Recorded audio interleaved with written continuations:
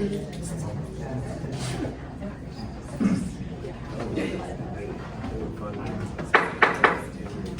like to call this board workshop to order. A quorum is present. The date is January 8th and the time is 6 o'clock p.m. Notice of this meeting was posted at the time and manner required by law. The board encourages comments about the district from members of the public. Anyone wishing to address the board must have completed a public comment card which will start the public portion of tonight's meeting, indicating the agenda item or topic about which they wish to speak. We have several comment cards. I can see here. I've already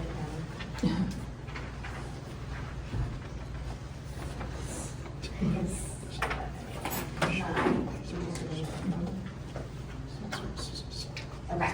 All right. With the numbers, we are going to see oral communication from the public, which we do have some first tonight. It's governed by AISD policy BED local. Under the Texas Open Meetings Act, the board is not permitted to discuss or act upon any issues that are not posted on the agenda for the meeting. A speaker will be given up to 5 minutes to address the board. If, however, the total number of speakers seeking to address the board at the meeting exceeds 5, then the per speaker time limit might be reduced. In no event will a speaker be given less than 1 minute to address the board tonight. Tonight we have 10 speakers, so we will be adjusting the time to 3 minutes apiece. Dr. Kuhn will monitor the time and make the speaker aware when time's up. Dr. Kuhn, do you have any notes of information for people who will be at the podium? No, I'll just use my phone as the timer, and when we get down to 1 minute, I will give you a 1 finger warning, and then when we get down to 0, I'll tell you your time's up. Okay. In the order they were received, basically, I have Kate Stover. Or reverse order, I don't know, but it's sometime order. Thank you. Good evening. I'm Kate Stover, librarian at Avalon High. 2 of the books brought up at the last meeting, Sold and The Lovely Bones, are about the rape of a young person told from their perspective. Both these books have been banned in a Texas prison, but there's a difference between not wanting the perpetrator of a sex crime against a child to read about it and not letting the victim have access to it. Speak was also challenged, and SLAC members voted unanimously to keep it.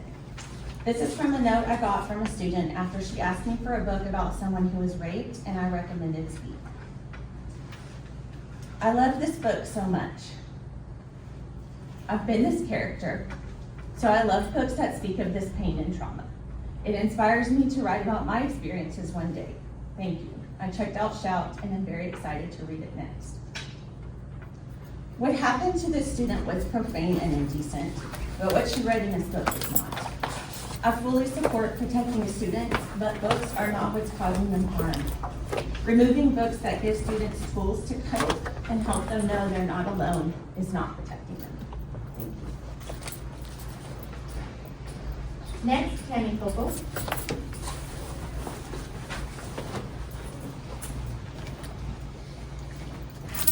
Happy School Board Appreciation Month. Not the best topic to do it on, but thank you for serving. I'm going to read to you, I'm addressing Agenda 5A. This is The Lovely Bones. It is not, like the librarian mentioned, it's not allowed in Texas prisons because of the illegal sex acts done to a minor. The book summary is a girl who was raped and murdered.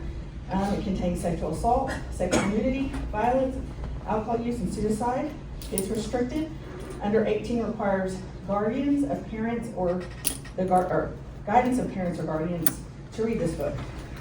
So it's not banned. It's just not supposed to be used by taxpayer dollars on the shelf. So here we go. Mr. Harvey, page 13. Mr. Harvey, I really have to get home. Take off your clothes. Take off your clothes, Mr. Harvey said. I want to check that you're still a virgin. I am, Mr. Harvey, I said. You're not leaving, Susie. You're mine now. I will soon be lying down on the ground. The ground is him on top of me, panting and sweating, having lost his glasses in the struggle. Don't, Mr. Harvey, I managed. And I kept saying that one word a lot, don't. And I said the please a lot, too. Brandon told me that almost everyone begged please before dying. I warned you, Susie, he said. But he grew tired of hearing me plead. He reached in my pocket of my park and balled up my hat my mother made and smashed it in my mouth. After he kissed his wet lips down my face and neck, began to shove his hands under my shirt, I wept. I began to leave my body. I began to inhabit the air of the silence. He ripped open my pants, not having found the invisible zipper my mom had artfully sewed in. He was inside of me. He was grunting. Mr. Harvey made me lie still underneath him and listening to the beating heart and the beating of mine. We lay there with our bodies touching, and he shook. Powerful knowledge took hold. He had done this thing to me, and I had lived. Page 16, I knew he was going to kill me. I could not move, I could not get up. When I would not, was it only that I would not follow his suggestion? He leaned in, felt over his head across the ledge, where shaving cream sat, and brought a knife. Unsheathed, he smiled at me at the grin. He took a tap from my mouth. Tell me you love me, I did. The end came anyway. 67. If I had known this was the sex scene of my life, I might have prepared a bit, reapplied my strawberry nail lotion or lipstick as I came to the door. 59. I was waiting for her father outside. He raped her in the bushes and strangled her. That time, as he grew conscious, coming out of the stupor that often clung on, he heard noises. He turned the girl's dead face toward his, and the voices grew closer. He bit down on her ear. Sorry, man, the drunk man said to him as they walked by. 253. He made a certain kind of love to my mother before she went away. Sex is an actual will of forgetting. Mr. Harvey, his memory seemed blurred. For years he kept at bay the memories of the women he killed. Now, one by one, they were coming back. The first girl he'd hurt. He regretted it a moment. Muffled rape of a school friend. He didn't see it as something that he would stay with either of them. For a second afterward, she stared at him as bottomless. Next we have Katie Maxwell.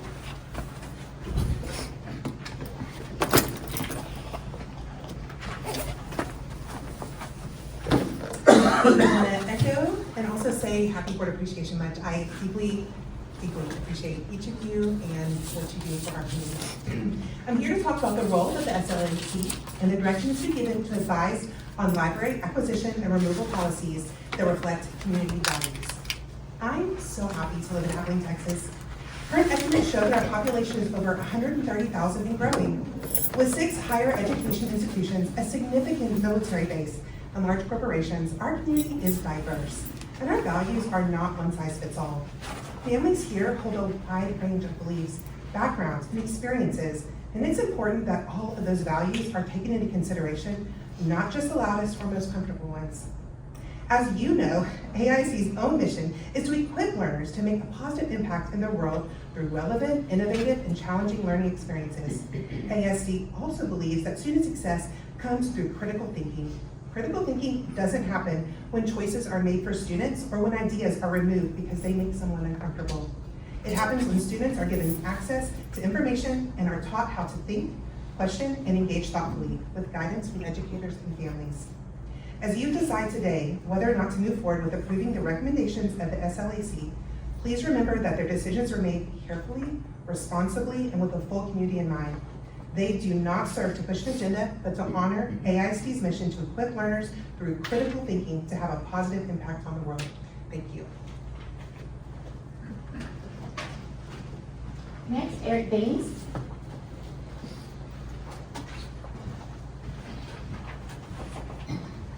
Good evening, school board, members. Dr. Kuhn. My name is Eric Baines. I am been here a long time at Abilene. The book I'd like to reference is the book called Speak. It is one that was recommended to go back onto the library shelves by the SLAC. I'm going to read one scene on page 135. It starts, "He tilted my face up to his, he kissed me, man kiss, hard, sweet, and deep. Nearly knocked me off my feet, that kiss. He kissed me again. His teeth ground hard against my lips. It was hard to breathe. Do you want to? He asked. What did he say? I didn't answer. I didn't know. I didn't speak. We were on the ground. When did that happen? No, I did not like this. I was on the ground and he was on top of me. My lips mumbled something about leaving, about a friend who needs me, about my parents worrying. I can hear myself. I'm mumbling like a deranged drunk. His lips lock on mine and I can't say anything. I twist my head away. He is so heavy. There is a boulder on me. I open my mouth to breathe, to scream, and his hand covers me. In my head, my voice is as clear as a bell. No, I don't want to, but I can't spit it out. I'm trying to remember how we got on the ground and where the moon went.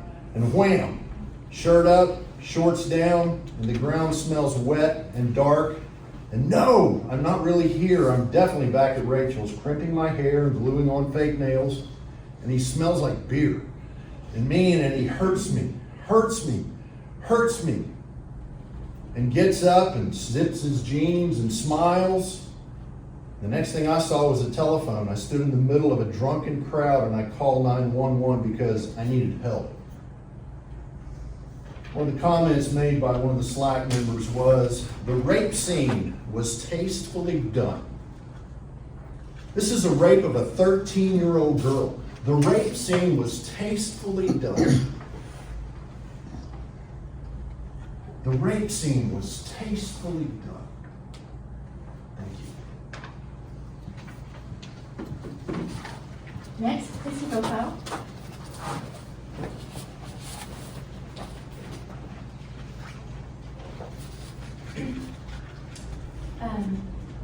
First, I want to thank you all for your service on the school board during School Board Recognition Month. As a parent, I appreciate the work you do so much. I recognize that the working conditions of our educators are the learning conditions of our kids. And I appreciate every time I see you celebrating, defending, and easing the jobs of my kids' teachers. And that goes for Dr. Kuhn as well. I'm a mom of 4 kids at Taylor, Craig, and Abilene High, as well as a 5th generation Abilene High graduate. I love this district, and it has always been my goal to support AISD as an actively involved parent and advocate. Currently, I serve as the library liaison for the Taylor PTO, the Student Health Advisory Committee chair, and I'm on the SLAC.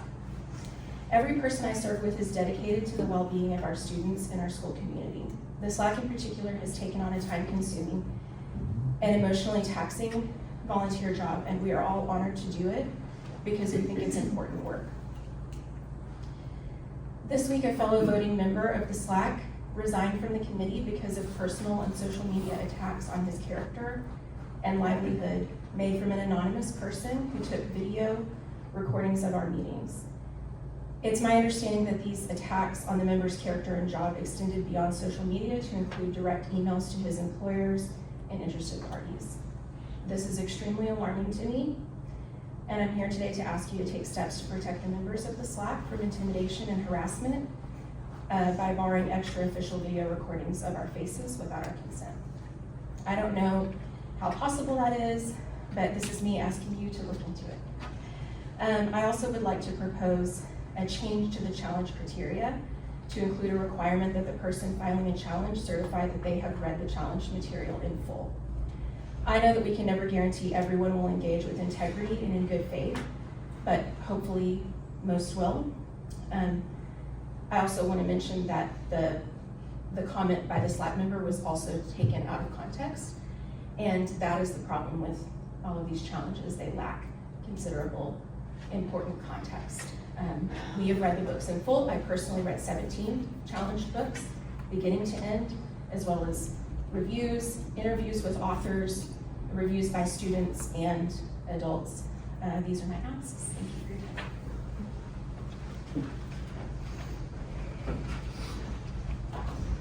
Angela Walker.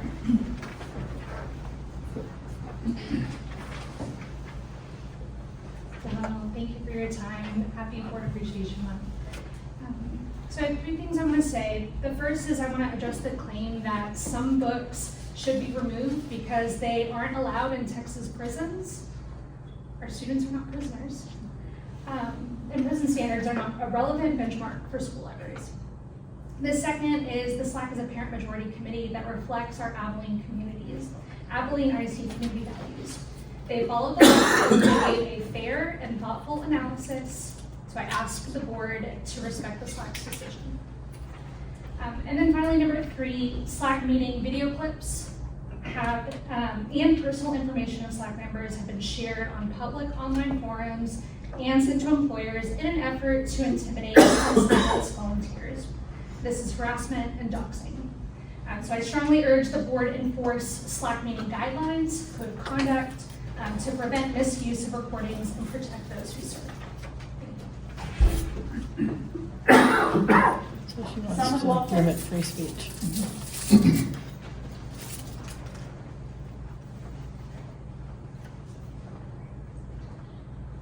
Good evening. My name name is Summer Walters, and I am an AISD parent.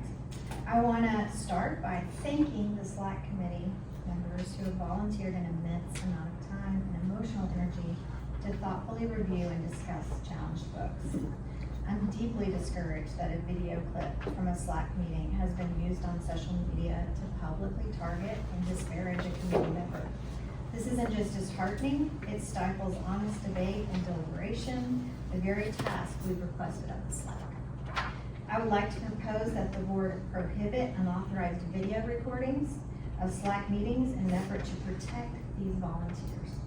Audio recordings are already made available to the public by the district in compliance with SLAC, so I'd like you to consider that. And in response to the reading earlier from Speak, this is the back of the book, and Speak, the author writes a comment about censorship. This book is written on behalf of victims, so what you heard was an excerpt of a horrific rape. Many students, as much as we would like to protect them from the situations, things like that. So I'm going to go ahead and read this last little excerpt from the author. Most of the censorship I see is fear-driven. I respect that. The world is a very scary place. It's a terrifying place in which to raise children, and in particular teenagers. It is human nature to nurture and protect children as they grow into adulthood, but censoring books that deal with difficult adolescent issues does not protect anybody. Quite the opposite. It leaves kids in darkness and makes them feel vulnerable. Censorship is the child of fear and the father of ignorance. Our children cannot afford to have the truth of the world withheld from them. They need to be brave enough to give them great books so they can learn how to grow up into the men and women we hope they will be. Thank you. Elizabeth Wilson?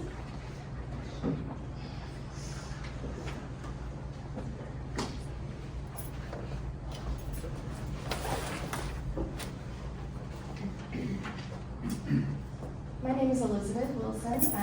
I attended Abilene ISD schools from elementary school Bowie through Jefferson and Cooper High School, and both of my children attended Taylor through Craig, and just recently, last year, my younger child graduated from Abilene High, and the second one, or the other one, had already graduated. So I have served on the Student Health Advisory Committee, and I am a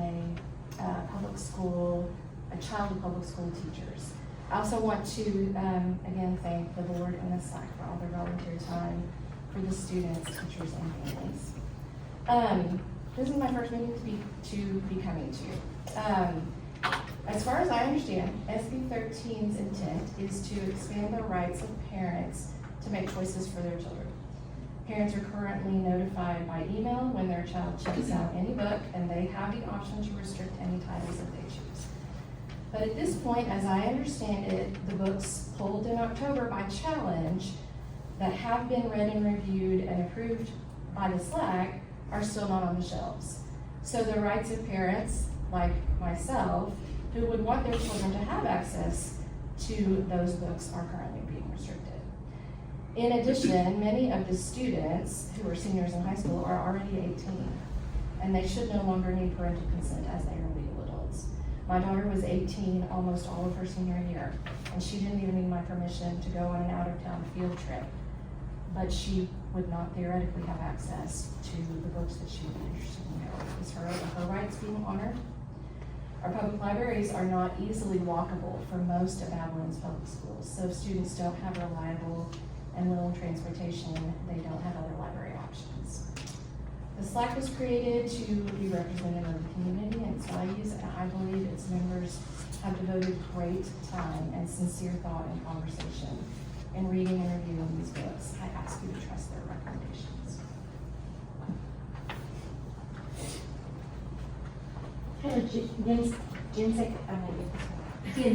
Ginsek.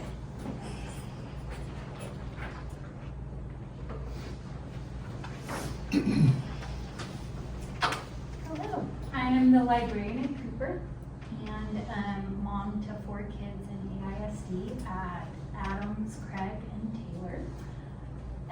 When the board first voted to approve the formation of SLAC, I was admittedly nervous. It was nerve-wracking handing my collection into the hands of people without MLS screens. However, I've been consistently impressed and deeply grateful for the thoughtfulness and diligence all SLAC members have brought to the process. These parents have dedicated hours upon hours of their time to reading and discussing the books that were challenged. People across the state have their eyes on Abilene, and our SLAC has been recognized and upheld as an exemplar of how SLAC should function. And they have performed their tasks under considerable stress and public attacks. The attacks have been personal, not simply disagreeing on policy, but going so far as to question their personal faith. As you all know, one member resigned after relentless online harassment became too heavy a burden. It impacted his ability to provide for his family. Our parents who are willing to give so much of their time and energy to serving our district should be thanked, not harassed. Tonight, as you consider the appeal to remove books SLAC recommended to retain, I urge you to uphold the work this committee has so diligently done. The spirit of SB 13 is for parents to have control. Parents decide what is appropriate for their children to read. Parents. Our parents have spoken, and they agree that these books have something meaningful to offer our students. Uphold their choices, and in doing so, affirm that the work they have done and the sacrifices they have made mean something to our district. Thank you. That completes our public comment. Thank you to everyone who made the time to come be with us today. We'll now move to business items requiring board action. Before, it has potential to get pretty complicated with parliamentary procedure. Just a few little notes. Let's look.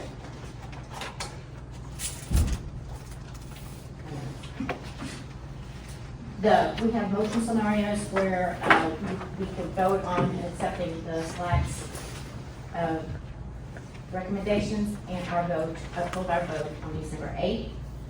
That's the first scenario. We have another option would be above wording where the first motion could be used to leave off the book from the list to be accepted, and then that book would be not included in and accepted.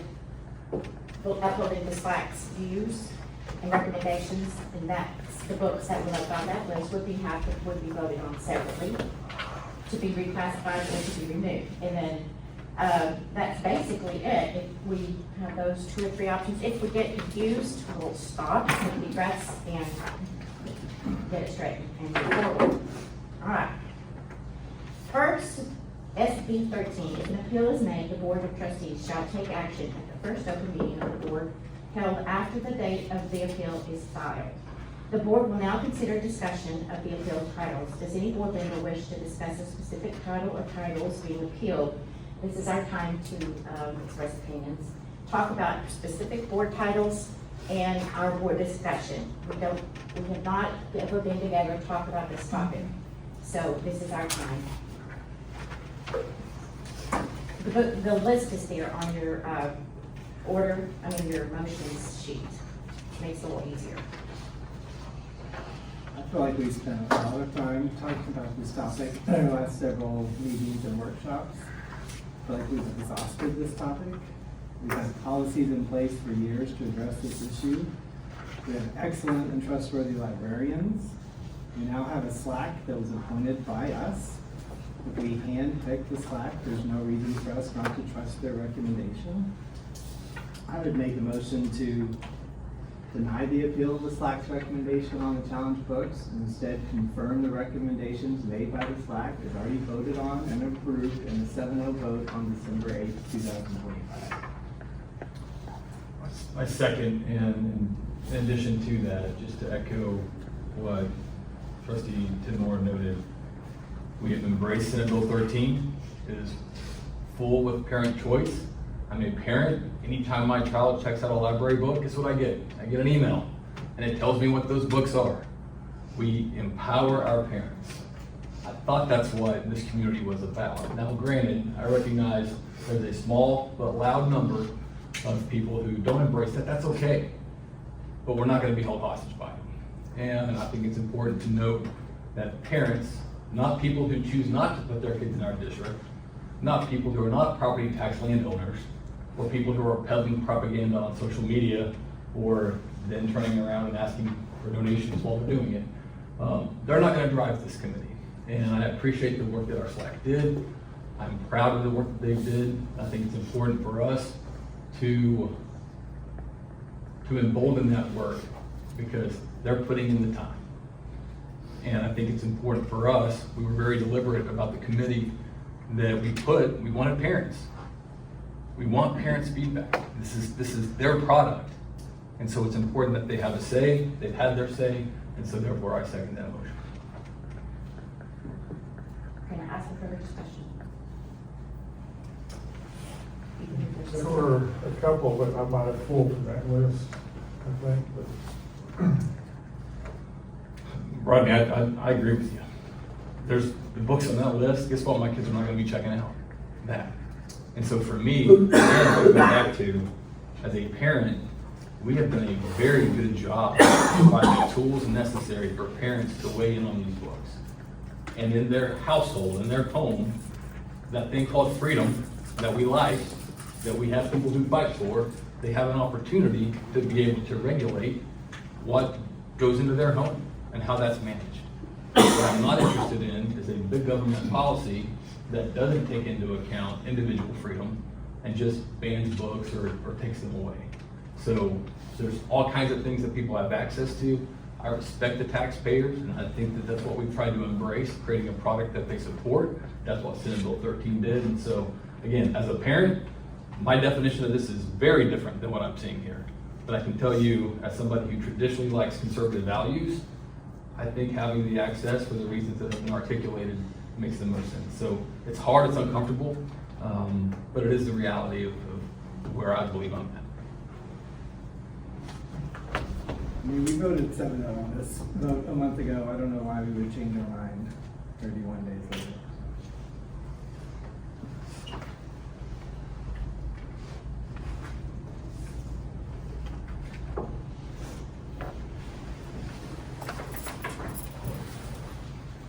A motion, and get into my right. We have a motion and a second. The motion was read and on record. Can you repeat the motion so you get the exact motion on it? I make a motion to deny the appeal of the SLAC's recommendation on the challenge books and instead confirm the recommendation made by the SLAC as already voted on and approved by the board in a 7-0 vote on December 8, 2025. And Taylor, could you read the times Of the books. that your motion keep? Sorry. It's on this set. Get it? I am not your perfect Mexican daughter, the bluest eye, the glass castle, kite runner, the lovely bones, 19 minutes, poet X, sold, speak, Will Grayson, Will Grayson. We have a motion by Taylor Tidmore. We have a second. We also have a second by Blair Schrader. We'll now take a roll call vote. Rodney Goodman, No, Angie Wiley, yes. Bill Enriquez, absent. Cindy Orles, Yes. Blair Schrader, Yes. Danny Weed, Yes. Taylor Tidmore. Yes. Motion passes 5-0. 5-1. 5-1. Simple math. Okay.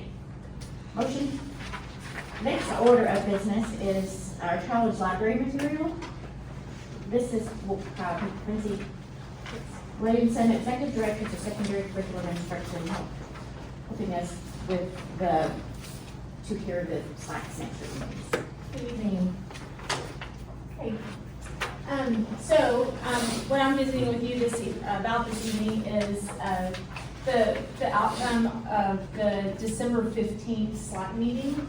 At this meeting, the agenda included an update from the December 8th board meeting and consideration of the last 10 books of the 27 that were challenged and a vote on those books. And again, the challenge, just kind of as a reminder of our challenge materials, there were 27 books challenged as required by SB 13. Those books were all removed from our shelves while we were going through this process.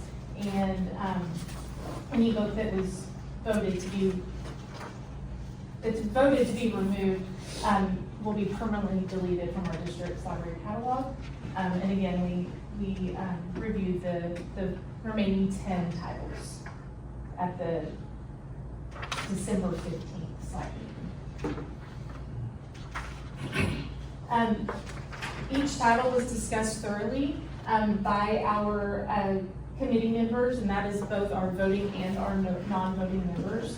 The voting options on these 10 titles were to retain the material as it currently exists in our library catalog.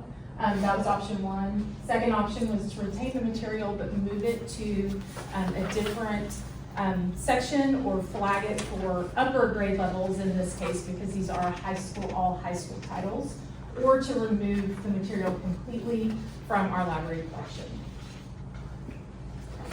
Of the titles that were reviewed, these are the SLAC recommendations for each of those.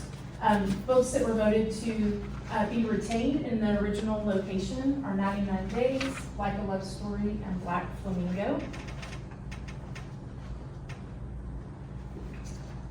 Then there were 3 books that the SLAC is recommending to retain but reclassify to upper high school, which would be that they would be accessible by only 11th and 12th graders at our high schools. That's The Haters, Crank, and Yolk. And then the books that the SLAC is recommending to remove from our library collection entirely are Me and Earl and the Dying Girl, Tricks, Suicide Notes from Beautiful Girls, and Forever.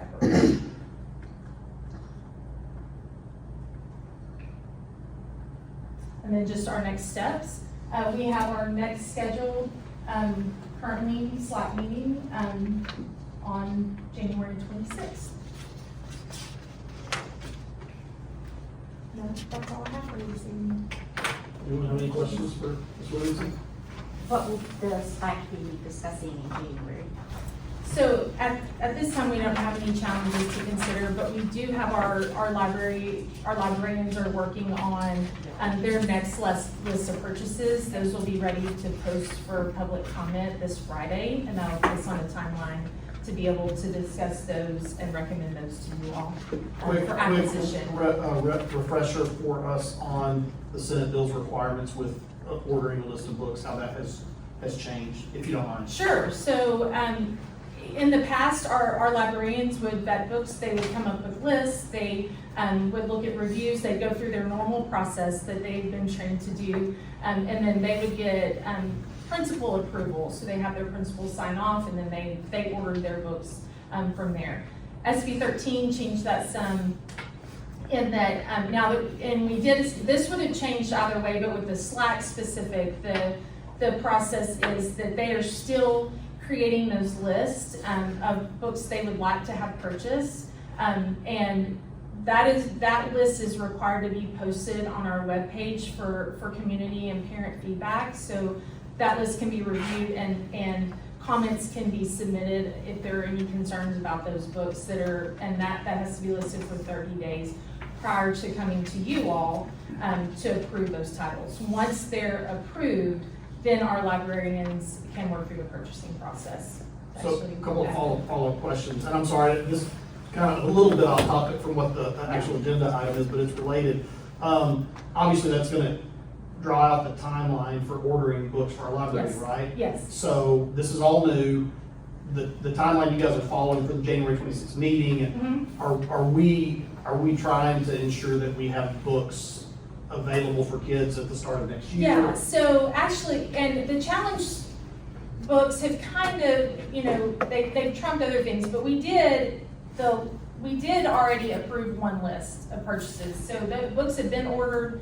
They should be coming in droves fairly soon. And then this meeting really is on, we've already met our 2 required meetings that we have to have for a year, but we need to purchase books. And so that's why this meeting is on the docket, so that we can have another purchase, and then we can have another one in the spring. So we're behind in purchasing in that timeline, but we have a process in place to get caught up. Thank you. Do you have an idea on the number of books that are going to be presented for the next meeting? Oh, goodness. It was 1,500? Not to be purchased, but the titles, the actual number of books. That's the titles. That's Between per elementary, title. middle, and high school. Yes. Yes. It is a lot of books. And the librarians are still going through the same process they always have in reviewing those books. So they have resources they look at for age appropriateness, for professional reviews. Like, they are still going through that entire process before those books are being added to that list. But it is a large number of books.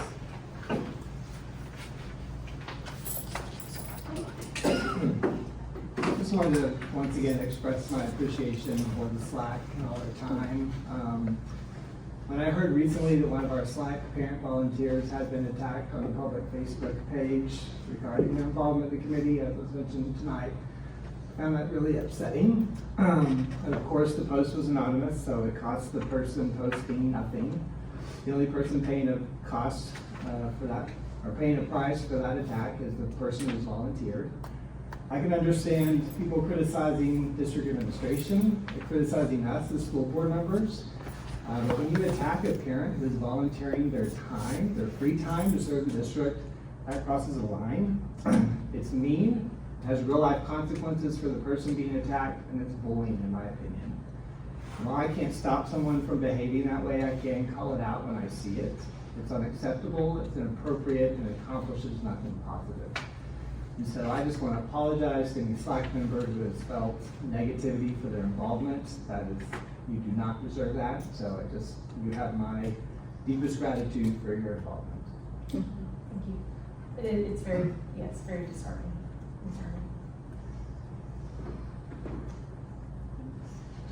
So is there a motion regarding the challenged library material? I move to approve the recommendations of the SLAC regarding the challenge library materials as presented. I second. We'll now take a roll call vote. Any other discussion on that? No. We can. Okay. So is this different than a consent agenda where we can approve all of it or not approve it, or can we look at pulling a vote off of that? Yeah. I mean, you can always make a different motion, parliamentary procedure wise. I'm not sure with a motion on the table right now, what has to happen, but I can find out if you give me just a second to send a text. Now, I mean, because we Right, had the yeah, question, no. opportunity to ask for Right. questions, so that's why I thought there was some more questions. So I'm sorry, it did not mean, it did not. Let me find out. We won't discussion that.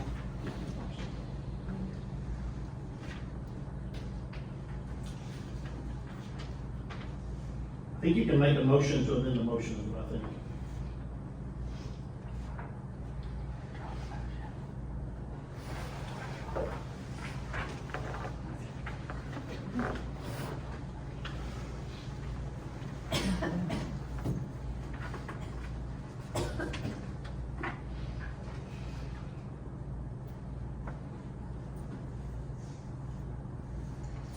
Just two of the books I had concerns about were Cramped and like the Low Story.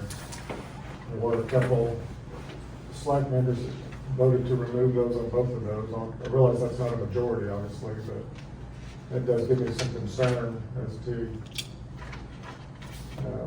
some of the content in it. And like one of them was very explicit in some of the sex scenes.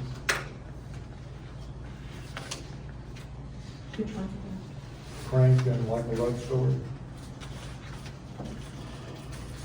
So, the original motion stands and would have to be withdrawn to, you can discuss, but the original motion, unless the person who made the motion withdraws it, it stands for vote. Okay, so we can't have discussion. Encouraged, if you. Anybody else have any concerns with those two books? I haven't read either of the books, so I'll just put that out there on the front street. I can tell you that generally speaking, my position on a lot of these is I don't like the books. I'm not comfortable with them, but I'm more so not comfortable pulling these ones that we specifically discussed off when our SLAC has already been I am more comfortable limiting and restricting their access because I think, as a parent, I'm a lot more comfortable with that. That said, given the books that are mentioned, given the fact that I have not read them, but I trust the good work of the SLAC committee and the people that the individual who I put on the committee and others who I know are from our community who are parents who've been guided by the wisdom of people who do this and are personally invested in this, I'm comfortable trusting their recommendation. And so from that standpoint, that's why I seconded the motion.